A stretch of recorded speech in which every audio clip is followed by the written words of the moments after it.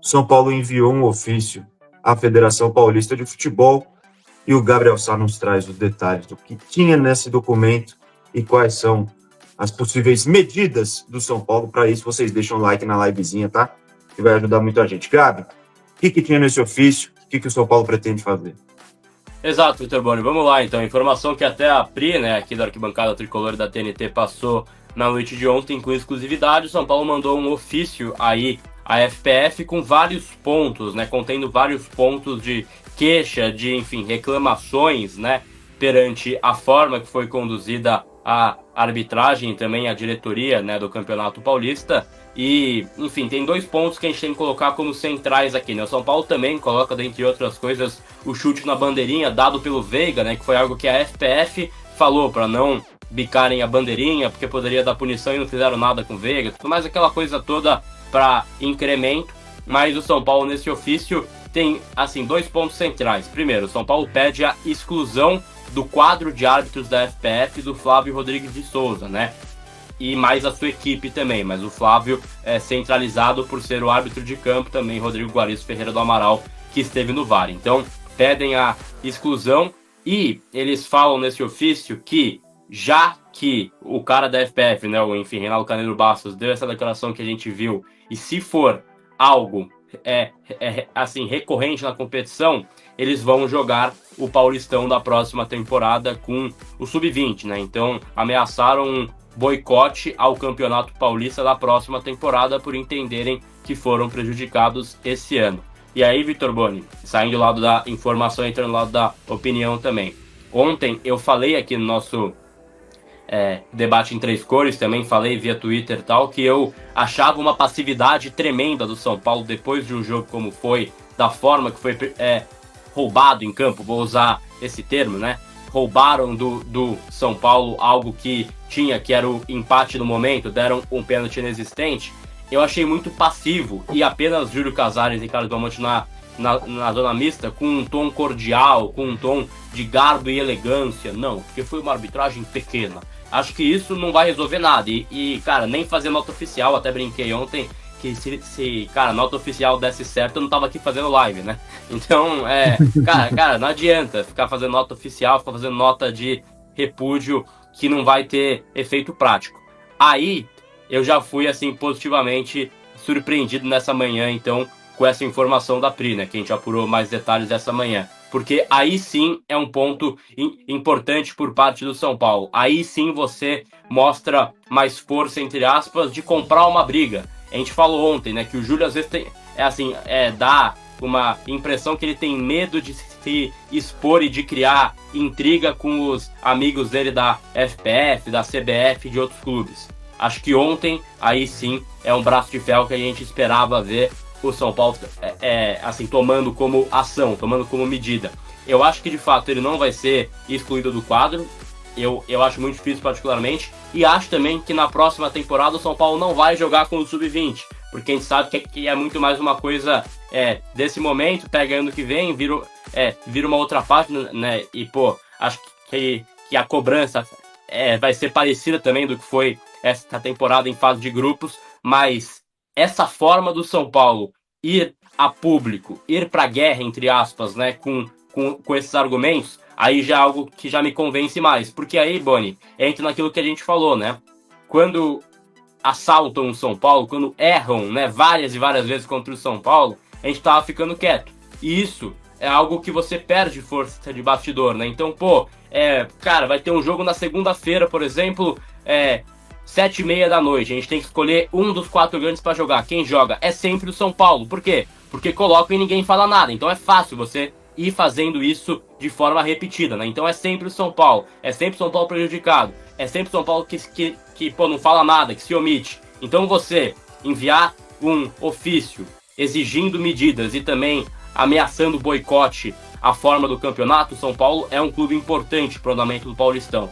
Aí eu já acho que é uma medida que assim, me representa enquanto torcedor também. Cara, essa medida um pouco mais enérgica. Acho que faltou uma energia do São Paulo após o jogo na cobrança. E isso veio ontem ali com esse ofício. Não acho que vai ter mudança prática, mas é importante bater. É importante, assim, mostrar incômodo. Igual a Leila fez, né, na beira do gramado, anteontem também com a questão ali da Conmebol, né? Ela não vai filiar com o CONCACAF, ela não tem esse plano real, mas ela fala isso para jogar uma pressão de que, pô, já que eles não nos atendem, bora pra CONCACAF todo mundo, tal. Faz uma pressão para que eles entendam que não dá para ficar mexendo naquele vespeiro, entre aspas, muito tempo, entendeu? Eles vão encher o saco, eles vão chiar, eles vão reclamar. Então tem que ser dessa forma, tem que ser sempre essa constância de cobrança, de ameaça e de reclamação pertinente, plausível e não só ir na zona mista lá com um tom cordial, falar, enfim, 12 frases prontas e achar que vai resolver alguma coisa. Eu acho que essa medida, sim, já é algo um pouco mais enérgico que a gente tanto pedia. Não é ainda o ponto que vai mudar o mundo, que vai mudar a chave do Campeonato Paulista, mas eu acho importante o São Paulo ter posicionamento quando tem esse tipo de situação, Vitor Bano. Eu vou perguntar a opinião do Kaique também, mas antes tem alguns pontos, alguns pitacos que eu quero dar sobre essa situação. Concordo com o Gabi, acho que é importante reclamar, estar sempre atento, vigilante e enchendo o saco do presidente da federação. Tem que estar sempre enchendo o saco, tem que estar sempre na orelha, falando, defendendo seus interesses. Só que tem que fazer que nem a lei, no microfone, para que todo mundo veja, para que saia um corte de vídeo, para que saia a matéria no site, não só com ofício. O ofício aí se você esconde essa reclamação. Claro que sai a informação, o Gabriel Sá, Priscila, senhorões vão apurar, vão soltar a matéria, mas, pô, você tem que estar com a cara ali reclamando, não é pelo ofício. Outra coisa, é inacreditável ter colocado o chute na bandeirinha do Rafael Veiga nesse ofício, hein? É inacreditável. É uma coisa, assim, que mantém, vi muita gente falando aqui, concordo, que a postura do São Paulo, enquanto instituição, nesse pré-jogo e nesse pós-jogo, muitas vezes foi de um pré-adolescente mimado. Colocar o chute na bandeirinha só reforça essa postura de pré-adolescente. É inacreditável. Ah, mas porque falaram que não podia chutar a bandeirinha? É óbvio que falaram, gente. Mas ele chutou a própria bandeirinha. Não é... Pô, pelo amor de Deus, não tem nem o que reclamar desse tipo de situação. E segundo, para mim é isso. Eu não tenho nenhum tipo de esperança que o São Paulo vai se manter fiel a esse tipo de postura daqui a um ano. Porque vai esquecer, vai esfriar, todo mundo não vai lembrar mais do que aconteceu no Campeonato Paulista, vão pensar apenas no restante da temporada, vai começar o Paulistão, o São Paulo vai jogar... Boni, até a nível de correção também desse ofício, nesse ofício eles colocaram também, além do pênalti, faltas marcadas, a postura também, o fato dele ter sido afastado pela CBF no Brasileirão. A questão da bandeirinha foi levantada pelo Reinaldo na entrevista, tá? Então, ele falou na entrevista que até vieram me falar, né, do chute na bandeirinha do Veiga, tal. Então, não foi protocolado no ofício, fazer uma correção aqui da informação, mas foi passado à FPF isso, né? Então, até algo que o próprio Reinaldo Carneiro Bastos falou de forma pública ontem nessa entrevista, ele afirmou que o São Paulo reclamou da voadora do Veiga na bandeirinha do Palmeiras. Tá bom, mas de qualquer jeito, isso é um tema também, de bandeirinha, do chute do Veiga, é inacreditável. Tem um monte de superchat, eu vou ler aqui depois da opinião do nosso Kaique Silva. Fala aí, Kaique. Então, com relação à bandeirinha, eu concordo com você, tá, Boni? Ainda mais porque o chute da bandeirinha do Veiga foi no próprio escudo ali do Palmeiras, foi na própria bandeira do estádio próprio do Palmeiras, enfim.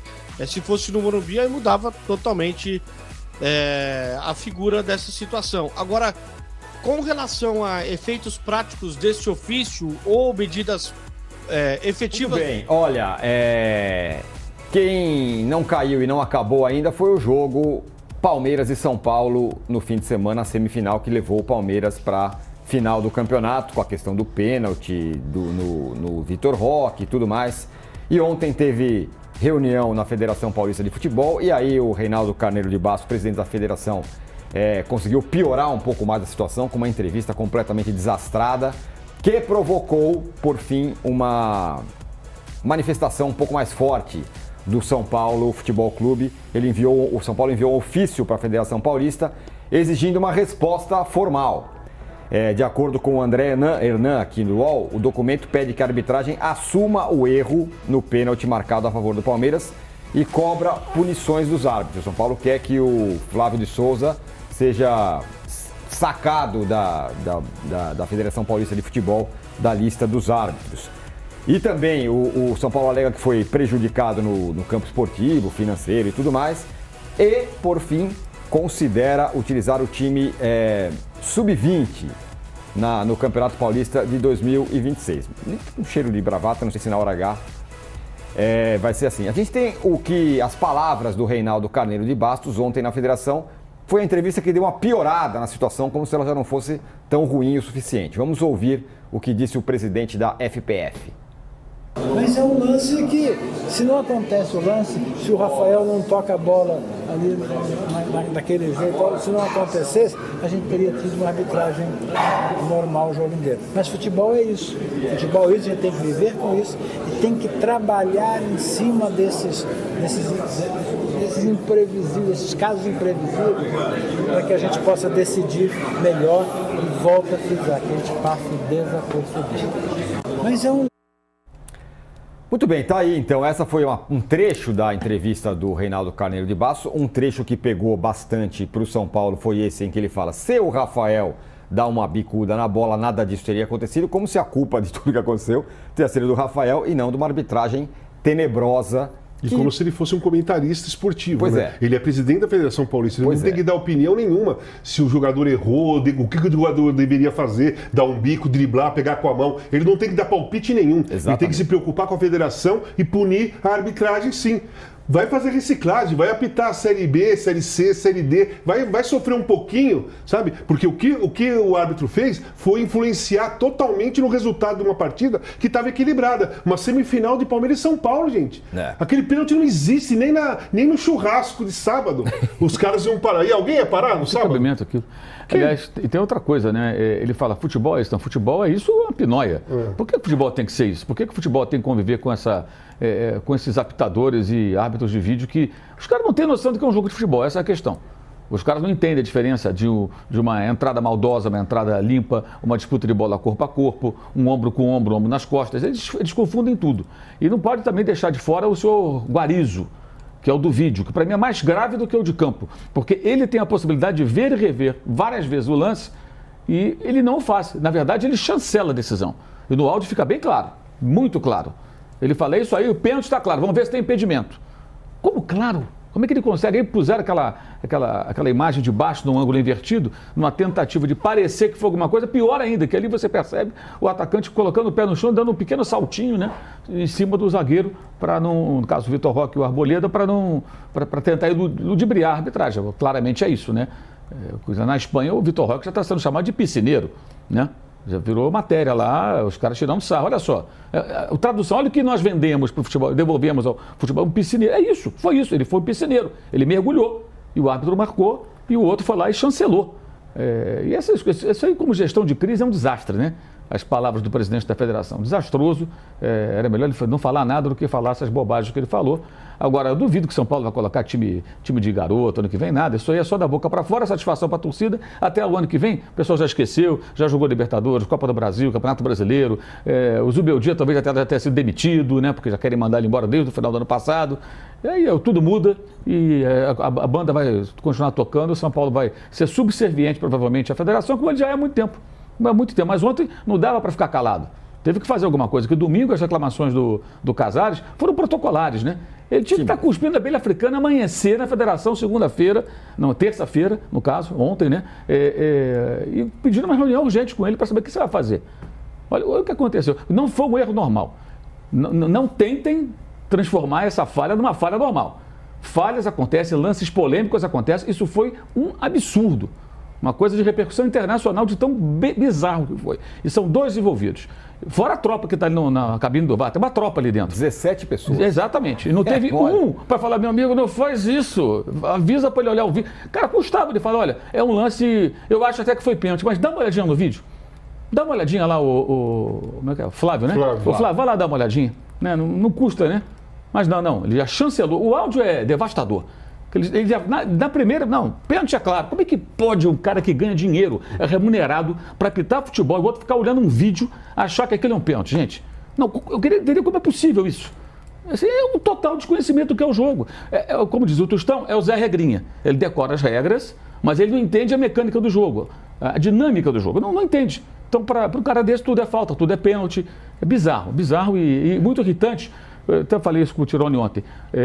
Isso machuca o futebol, sabe? é uma agressão ao futebol. Para o cara que não conhece o jogo, para ver e fala, essa porcaria aí, nossa, não quero ver isso não. Aí ontem, jogos como Liverpool e PSG, como se fosse um remedinho, você passa um remédio para tratar o coitado do futebol, que é esculachado por arbitragens ruins e dirigentes péssimos. E os jogadores também, né? Que fazem essas coisas. E decidir um jogo, né? Você decide uma semifinal de Campeonato Paulista com dois times enormes, com uma história riquíssima, uma rivalidade gigantesca, e um cara vai lá e decide o jogo. Porque não foi o Rafael Veiga que decidiu o jogo, foi o Flávio e a turma dele do VAR. Eles decidiram o jogo. Sim. E o Rafael goleiro, ele teve até. O erro dele foi um erro grave. Mas é um problema do Zubeldia, não do presidente da federação. Claro. Né? Do Zubeldia, da torcida do São Paulo, dos colegas, do Arboleda. Bom, mas você dá uma bola para mim aqui. Mas isso não é problema dele. E isso nem foi discutido, porque o erro da arbitragem foi tão grande que ele ofuscou a falha do goleiro. Ele ofuscou. Nem se discutiu isso. Porque era para ser discutido. Se porventura sai um gol normal ali do Palmeiras, ou um pênalti real, o Arboleda dá uma pancada no Vitor Roque, nós falaremos, poxa, olha só que bobagem, saída de bola, foi erro da Arboleda, foi erro do Rafael, o debate seria esse. Mas o erro da arbitragem é tão grande que o erro do goleiro só foi lembrado pelo presidente da federação, que é uma clara tentativa de compartilhar o problema. Olha, não é só da minha dupla de arbitragem ali. O erro também foi do goleiro. Se ele não chutasse a bola daquela maneira, isso é uma brincadeira, isso, né? Esse trecho da nota que eu falei, que isso também inflamou o São Paulo a emitir essa nota, falar em sub-20, não sei o quê, foi que pegou mal. Que ele tenta compartilhar a culpa de um erro tenebroso de um cara que é funcionário da Federação Paulista, afiliado à Federação Paulista, o Flávio de Souza. E aí pegou tão mal que a própria federação falou, opa, peraí, me desculpa, não foi bem assim, emitiu uma nota. Claro que é um absurdo o pênalti, claro que é um absurdo todo o cenário construído, claro que o Palmeiras está mandando na Federação Paulista de Futebol, claro que o Reinaldo Carneiro Bastos, visivelmente, ele mantém o Júlio Casares debaixo da asa dele, de acordo com a conveniência que ele tem. Claro que o Palmeiras está sendo privilegiado já faz tempo, não à toa o Palmeiras está chegando aí mais uma final, todos os anos o Palmeiras consegue fazer o que quer, as arbitragens, não é a primeira vez que o Palmeiras tem facilitação de arbitragem, principalmente contra times pequenos. Agora, dessa vez contra o São Paulo foi uma coisa absurda. O tão absurdo de ontem é que eu acho que pela primeira vez em muito, muito tempo, eu consegui ver analistas de arbitragem, comentaristas que normalmente detonam o São Paulo, comentaristas que não gostam do São Paulo, comentaristas que normalmente sacaneiam o que aconteceu, como as coisas que acontecem com o São Paulo, criticam o São Paulo, fazem um monte de coisa. A gente teve uma unanimidade tão gigantesca, e eu digo assim, unanimidade, até o Marcos, que é ex-goleiro do Palmeiras e ídolo do Palmeiras, torcedores do Palmeiras falaram, eu nunca tinha visto isso, juro, nunca tinha visto uma coisa tão brutal, tão absurda, tão específica, assim, sabe quando todo mundo parece que fala com a mesma voz? Eu nunca tinha visto uma coisa tão, uma maré tão, que remasse tanto pro mesmo caminho. Tô tentando encontrar palavras aqui, porque eu não quero falar palavrões aqui, não quero usar palavras ruins aqui, porque, principalmente que a galera pede, e eu tô meio lento mesmo por causa da gripe. Aí você avalia, ontem quando eu vi aquele pênalti acontecendo, a primeira sensação que eu tive foi assim, cara, o VAR vai chamar, né? O VAR vai chamar, o árbitro vai olhar, e assim, a probabilidade dele cancelar esse pênalti é gigante, principalmente porque a TV estava falando que não tinha sido pênalti.